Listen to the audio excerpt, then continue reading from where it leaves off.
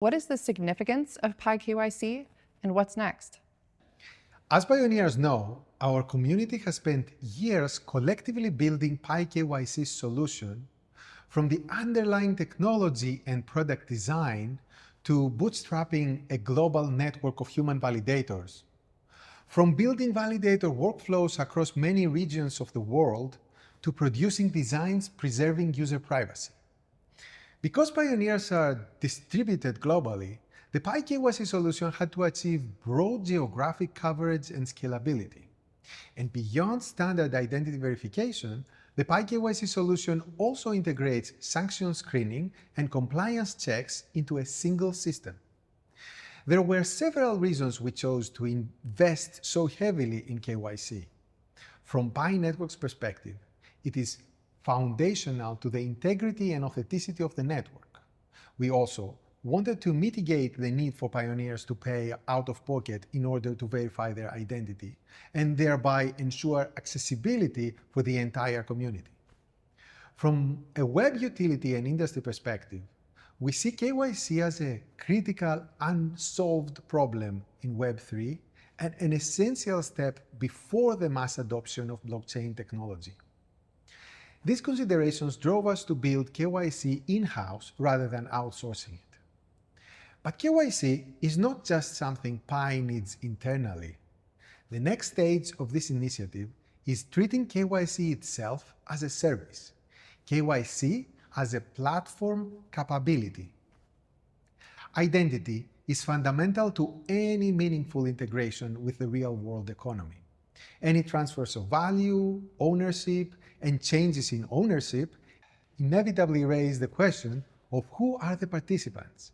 That is fundamentally an identity and therefore a KYC problem.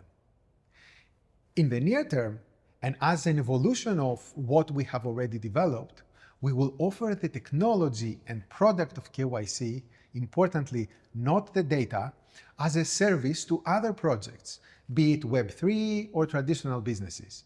This means providing APIs that allow external services to use the PyKYC solution at scale. While KYC providers already exist, Pi's approach is distinctive in several ways. Our global geographic coverage, scalability, our hybrid model combining AI and human verification, and the completeness of the solution where PyKYC addresses not just identity verification, but also sanction checks for compliance, human validator workflows, cross-network comparisons, and support for different regulatory formats. We are also integrating additional modalities, such as palm print verification, to further strengthen matching and authentication, accommodating the aptitude of the industry in regards to identity verification.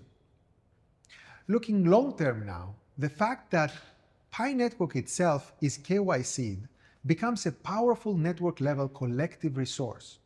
Users retain control over their own identity and data, but they also gain the option to participate in applications built on top of an identity-verified network. That network, in turn, provides utility to external services that need trustworthy human identity verification. This matters well beyond Pi. Solving KYC is a prerequisite for many major challenges in Web3, including real-world assets. More broadly, in an AI-driven world filled with bots and agents that can increasingly mimic human behavior, the ability to answer a simple but critical question, who is real, becomes essential. Today, we've already KYC'd tens of millions of pioneers. And by opening KYC as a service to other networks and applications, it also becomes an important gateway to allow for the onboarding of non-Pi users into the Pi ecosystem.